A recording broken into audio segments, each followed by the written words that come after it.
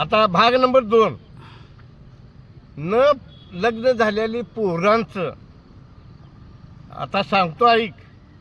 ए भुरट्या, ए पिंडक्या, तुला सांगा लागलोय, तुला ऐक. व्हिडिओ बघ आणि सुधर. दोस्ता संघ जातोस 4 तवाळे संघ आणि जाऊन दारू पिऊन येतोस ह्या कवळ्या वयात, आणि येताना कुत्रं बी जात नाही त्या गटारीपाशी, त्या गटारीत पडून येऊन घरला जातोस आणि आई बाळाला जन्म दिलेल्या शिव्या देतोस. लाज वाटायला पाहिजे भुरट्या.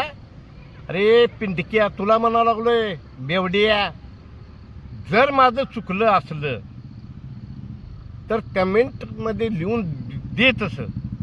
आणि दुसरी गोष्ट, मी तुझ्या फायद्यासाठी सांगायला लागलोय की तुझं, मी राग मानणार नाही की तुझं लग्न व्हावं, तुला 1, 2, 3 मुलं व्हावं, तुझा संसार थाटामाटात चालावं, तू सुधरावं, येणारी संस्कृती तुझ्या पिढीला बी चांगली मिळावी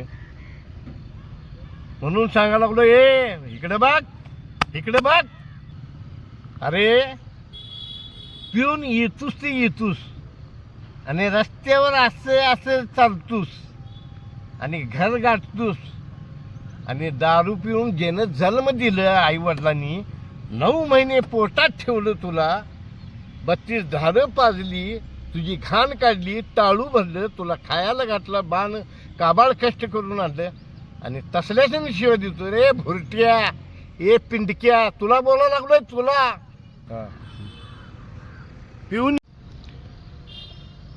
पिऊन येतोय ते येतोय, शिव्या खात्यात ते खात्यात आई वडील. दुसरी गोष्ट की जगाच्या समोर म्हणतात माझं पोरग चांगलं आहे आणि माझ्या पोरग्याला का नाही पोरगी बघा. आईनाच माहीत असतंय दारू प्यायलेला असतोय, काय दुसऱ्याला सांगणार नाही. आणि वाटापासून माझ्या पोरग्याला पोरगी बघा, हो माझं पोरग संसार द्या घ्यायला आलंय, पोरग माझं लग्न व्हायला पाहिजे म्हणून पोरग मला लई सांगितलंय. हो ही चूक कुणाची आहे? आई वडिलांची चूक असते. समजून घ्या. बघा जरा माझ्याकडं, की म्हातारा यो ऐकून घ्या. एवढं म्हणून बी माझं पोरग दारू बिरू काय पियत नाही. काय आहे आई वडिलांना माहीत असतं दारू पिय पिंड काय आहे ते, म्हणजे काय दुसऱ्याचं पुरीचं गळा कापायचा आहे? अरे लाज वाटायला पाहिजे रे बेवडिया बेवडिया.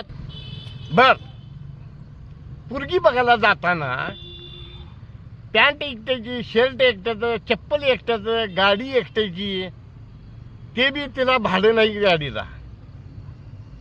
अरे हे काय बरं वाटतं का तुला? करू नका आईबानं लगीन असल्याचं. तो सुधरला, दारू सोडला, चांगलं वागला, परपंचाला चांगलं वागला, तुम्हाला सांभाळायला लागला तर मग बायको करून आणा, नाहीतर कुणाच्या पुरीचं गळा कापू नका. हे असली बेवडी करू नका. नसलेलं मेलं म्हणून समजायचं आणि गप्प बसायचं घरात. खरं हे बेवड्यांचं नाट करू नका. आणि इथून पुढं माझी जे व्हिडिओ येणार आहेत तुम्ही बघत राहा. माझी व्हिडिओ यूट्यूब चॅनलला येणार आणि ते तुम्ही प्रत्यक्षात बघत राहा. तुम्ही अनुभव घ्या त्यातलं.